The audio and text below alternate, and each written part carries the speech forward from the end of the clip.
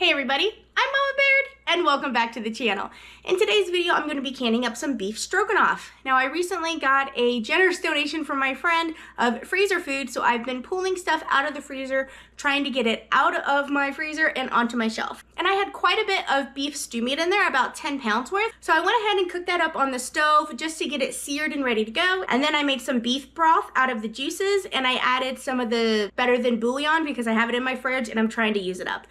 How I cooked off the beef stew meat was I just put in a big blob of bacon grease and then I cooked each package individually because you don't want to overcrowd your pan. So I just put one package at a time, moved it around, made sure they were nice and spaced out because you want them to have a good sear on each piece. That's what helps lock in that juicy moisture from it. So just make sure that you give it time to sear each side, but you don't want to cook them all the way. Don't forget to hit it up with some salt and some pepper. Once all your meat is cooked off, you're going to take it out, and then I just poured a quart of water in there to deglaze my pan. You want to make sure that you're scraping those bits of meat that are stuck to the bottom of the pan. I also have this better than bouillon beef that I'm trying to use up. I put in 2 spoonfuls full for 1 gallon of beef broth is what I ended up doing, and I got that all mixed up, and that's what I used for my liquid. I do need to make some homemade beef broth, so that is coming later on. I'm gonna go to the local butcher and get some beef bones. I'm super excited about that. So now I have all of my meat here, and I do want to cut it up some because some of it's really big, some of it's small, and I'm going to try and get 2 canners worth, so 14 quarts. These marinated mushrooms were one of the things I got in my freezer haul from my friend, so we are going to add this to them. And then if I use all that up, then I have some cans of mushrooms that I can add. And then I also have some diced peppers and onions. Usually bell peppers don't go in this, but I have quite a bit extra diced up here that I need to use up. So I'm just gonna put onions and bell peppers in it. I think that'll be great. And then some fresh thyme, and that's all that's going in it. So let's get in here and I'll show you what I do. Hi, if you're new here, I'm Carolina and I live in Montana. I do a lot of food bank hauls, pantry cooking, and canning and preserving on my channel. If that's the kind of content you're into, I hope you'd consider subscribing. I would love to have you come join my family. I also have a Facebook group. We have a lot of fun there. We share recipes, just overall support group. So if you're interested in that, please check that out below. All right, let's get into this beef stroganoff. All right, so all I'm gonna do are these super big ones is cut these up. I probably should have done this before I seared it, but a lot of it was, whoops. I don't know if I need this. A lot of it was still frozen, so I didn't worry about it. I'm gonna do 2 cups worth, so up to there, and we'll see how many jars I can get. Now, if you don't have stew meat, you can also use ground beef, is a really good option for beef stroganoff. All right, so I'm just gonna keep doing this. Just made them about bite-sized pieces here.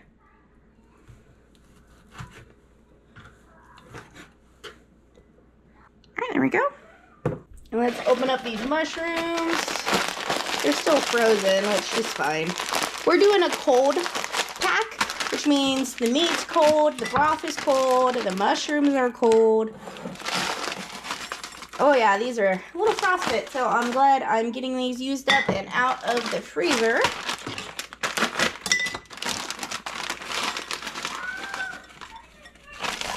Marinated Italian style blend of oil, spices, and white wine. Sounds pretty good. I'm gonna do 1/2 cup of peppers and onions. 1/2 cup, maybe a whole cup of mushrooms. Yeah, a whole cup of mushrooms.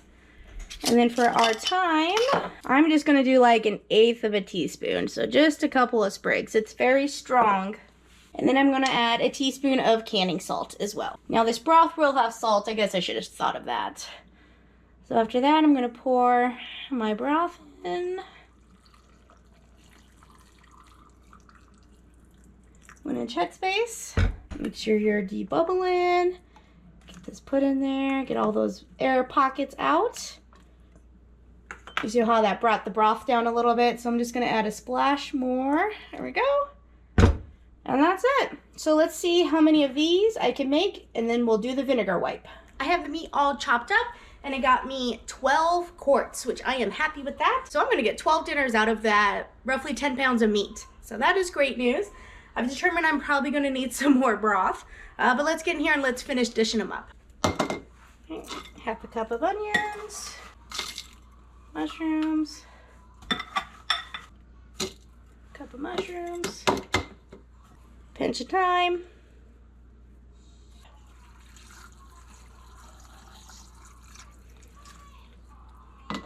All right, I ran out of those mushrooms after 6 of them. 2, 4, 6. Yeah, I got 6. So I'm opening up these mushrooms and I'm just gonna do half a can. Half a can per serving here. All right, guys, I decided that it needs a whole can per quart of mushrooms. Now, these mushrooms are ones that I have stocked up because I got these when I got WIC. WIC is an American program for pregnant moms and kids up to the age of 5. So on WIC, you can get fresh fruits and veggies, canned or frozen. So I waited till these cans went on sale for 58 cents each, and then I used my WIC fruits and veggies to purchase them. So they didn't come out of my pocket, they came out of my monthly allowance for fruits and veggies for my kids, and now I have these stocked on my shelf because we love mushrooms. I just ran and used 6 of them, so I have them on there in case I need them. And then you use your resources that you get to your advantage by getting the most out of them that you possibly can. So we got all that done, we got all the peppers in there and the onions and the mushrooms, so let's add a little more thyme. I'm just gonna add a pinch. Like, this thyme's really strong. I feel like thyme is a must though in beef stroganoff. All right, let's see how much broth we have, how many we can get.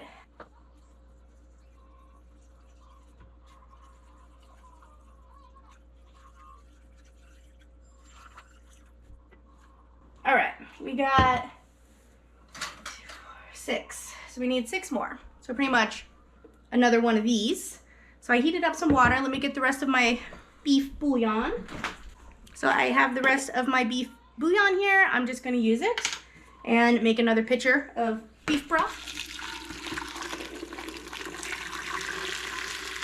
I also have some leftover turkey stock here that I haven't canned up yet. I need to, so I'm gonna add a couple of scoops to this to fill it up. This will add some good flavor and not make it too turkey-y. There we go.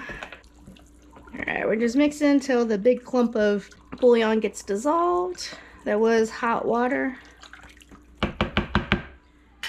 So that's one reason why I like doing the cold method, is if you need to stop and make more, you can. It's not a big deal that you have hot jars, you know. Wow, that was perfect. Hopefully I don't need any more to top off. So now we make sure you debubble.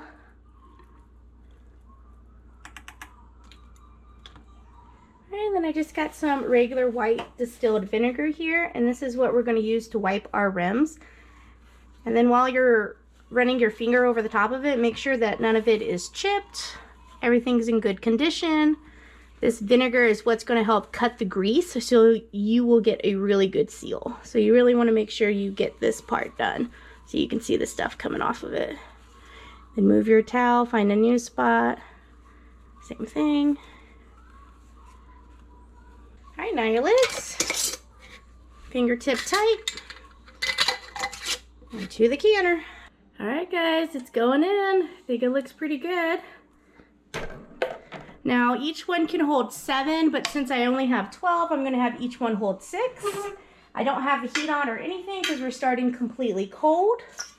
And then we're going to put on our lid here. Lock it.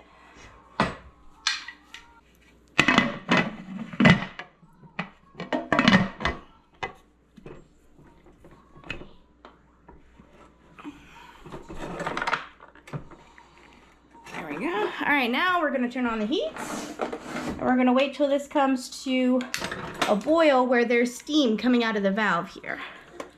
And then I'll bring it back. That's how you know when it's venting. So we're gonna set a 10-minute timer, and then we'll put the weight on. All right, our timer is going off. So all you do is just put on your weight, depending on your pounds of pressure. Mine's 15. And now we wait for that to start rocking, and then we set our 90-minute timer. All right, guys, when the weight starts rocking, that's when you set your timer. All right, so we're gonna go 90 minutes or an hour and a half. And then usually when my heat, once it comes up to pressure, I like to turn it down to like a 5 because you don't want it to rock that much. You just want it to jiggle, jiggle, jiggle, jiggle. So this will simmer down, and that's it. And then we're still waiting for this one to come up to pressure. Mine usually comes up to pressure when it's at 17. Sounds like she's about to go. So this one's just a few minutes behind the other one. Well, time flies when you're having fun. It's been 2 months since I canned these up. I made sure I wiped them really well. I labeled them. I got them put on my shelf. Now it's time to crack one of these open and see how it tastes. Because I don't know about you guys, but I'm always curious about when people can stuff up. Well, how does it taste afterwards? So I'm going to show you how I prepare beef stroganoff from my base starter here. I have some egg noodles getting ready to get boiled on the stove. My pan's hot, so let's get over to the stove and cook some beef stroganoff. All right, I have some homemade garlic oil here that I'm going to use as part of my roux, which a roux is just fat and a flour mixed together. So I'm going to do half oil, half butter. The butter's going to give it a nice rich taste, and that oil's going to help the butter from browning too much and burning. Let's go ahead and open up our jar.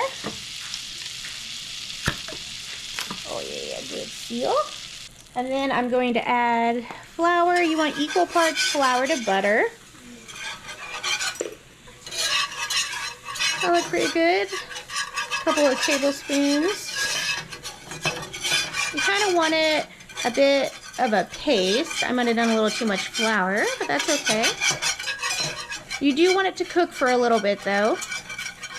That's what's going to burn off that raw flour taste.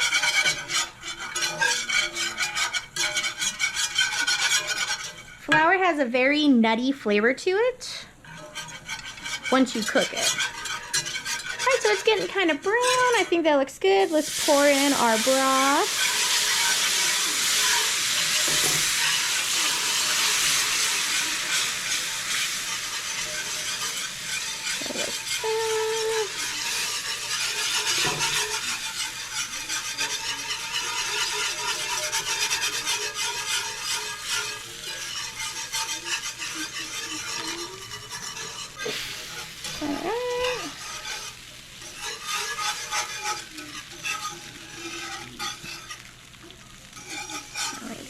Looks good. The meat's still nice. It has big chunks to it.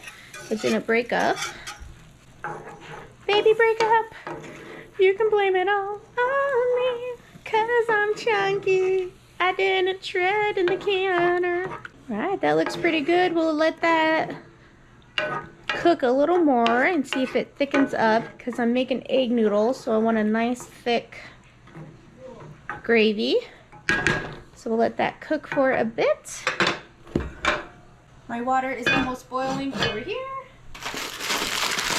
I have a pack of frozen broccoli here from Winco. I'm going to throw this in Chef Mike for about 7 minutes. Alright, this has been cooking a little more. Yeah, it thickened up. That looks good. You see how now when I'm pushing it, you can see the pan before the liquid closes up. That means it's thickening up. The steam coming up is the water that's evaporating from your gravy, and that's what's making it thick. So that's why whenever you want something to thicken, you want to do it with the lid off, because that's what's going to allow it to thicken up, because it's going to let that steam release. Or if you have the lid on, it's going to keep all that moisture in there and all the water back in there. So that's kind of how you know if you need to have a lid on something or not. It depends on whether you're just trying to simmer it or whether you're trying to reduce it. So I'm going to add just some iodized salt, and then we'll add the pasta. I am cooking a lot just so I can have leftover pasta for an easy meal, or leftovers, whatever I need it for. All right, I'm going to let that cook for 6 minutes, and then I'll check it. Meanwhile, this is looking fantastic. So I think I'm going to turn this off, and let's give it a taste. First taste of it.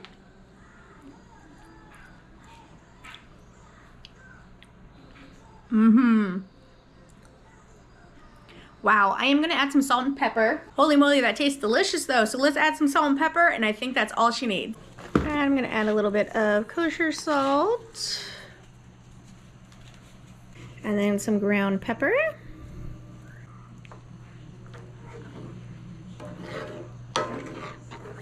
Let's give this gravy a try.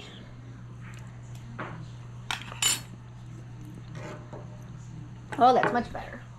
I'm gonna give it a little shot of Worcestershire sauce too.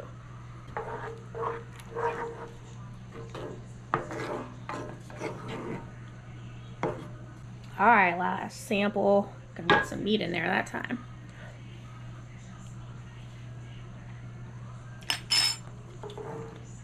Yep, that's perfect. Wow, that tastes good.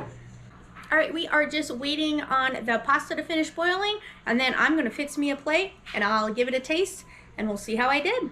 So far though, I'm pretty impressed. Ah! Yeah, broccoli everywhere. Totally meant to do that. Oh man, what the? What are you talking about? I'm not a messy cook. Not at all. So what I'm gonna do for this broccoli is just pat it with some butter. Let it melt over the top of it.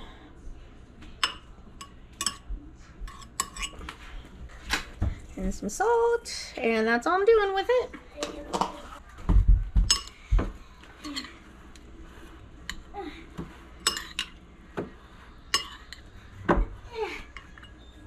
Guys, that looks fantastic. Holy moly. You guys heard of Noodle Company? They have it here in Montana. I got beef stroganoff one time and I'm like, it's not beef stroganoff. This is beef stroganoff. It took longer for the noodles to boil than it did for me to thicken up the beef stroganoff starter. Ooh, you could also add cream to this. That'd be good, like a sour cream, yogurt. Unflavored. Don't add vanilla yogurt to this, people.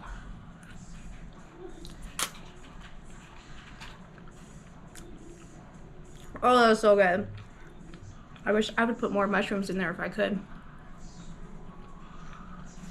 Oh, frozen broccoli is not the best, but it's not bad. I can even put some of the gravy on it. Well, I would say that's a success. I really hope you guys give this recipe a try. It is absolutely fantastic. I know some of you are apprehensive about canning, but it's really a superpower. It really is, to be able to take food from your freezer and preserve it and have it on your shelf and be able to whip up a dinner in under 20 minutes, thanks to all my hard work that I did 2 months ago. It's a great feeling, and it really just sets yourself up for success. So please consider canning and learning how to pressure can. It can be intimidating at first, but I promise you it's worth it. All right, guys, thank you so much for watching. I'll catch you next time on Mama Baird's.